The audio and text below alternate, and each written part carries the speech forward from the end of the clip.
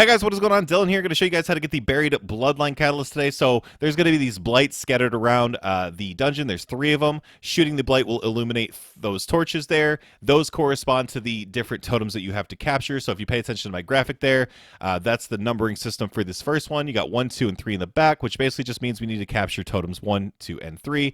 So I am now capturing totem 1. My teammate is running over to capture totem 2. Once I capture this one, I'll go capture totem 3. There's going to be 3 different blights throughout this dungeon, and then there is, of course, a boss that you have to defeat at the end. If you done it incorrectly, it'll say an unspoken wish persists. If you do it correctly, it will say an unspoken wish has been silenced, and then it'll say the buried bloodline clicks audibly, as it says there.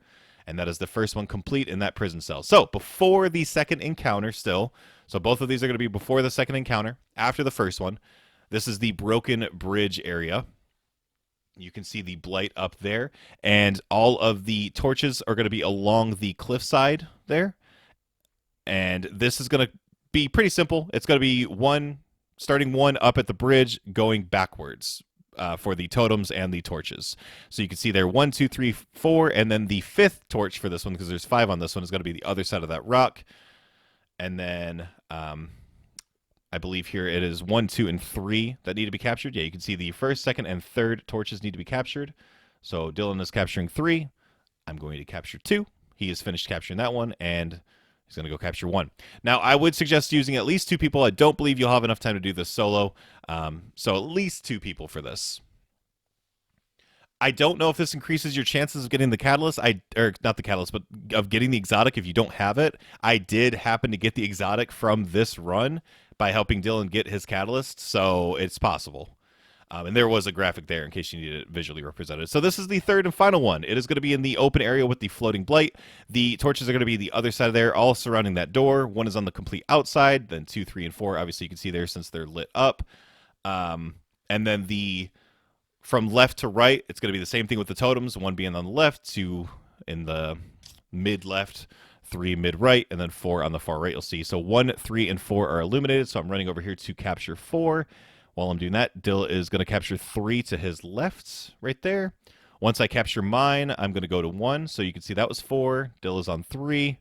Jumping across, this is going to be 2. We're not capturing 2. We're going to go on the other side of this kind of cliff here, the direction we need to go to complete the dungeon. That's going to be 1.